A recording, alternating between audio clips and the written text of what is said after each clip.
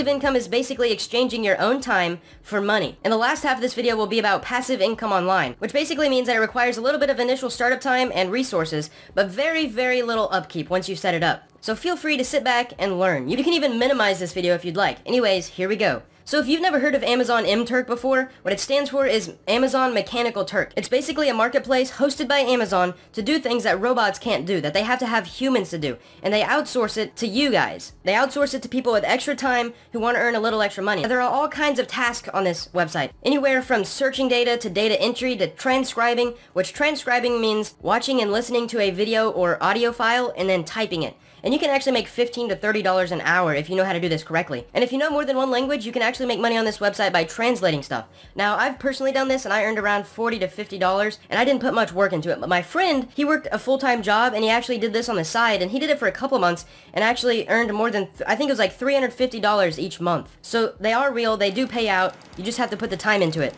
Another way to make money online is by eBay. You can combine eBay, Craigslist, you can even go to the dollar store, Facebook Marketplace, and basically what you do is you become an entrepreneur, buying low and selling high. You know, you go to your local dollar store and you find this little trinket, oh, that looks cool, I wonder what it costs on eBay. You look it up on eBay and you can sell it for $20 more. Maybe it's a Super Soaker water gun. You buy it at the dollar store for $3, you sell it on eBay for $23. Boom, $20 right there. It probably doesn't even take you an hour worth of your time. Anyways, there are all kinds of marketplaces out there, and if you learn how to leverage them, what sells best where, you can make a ton of money flipping stuff.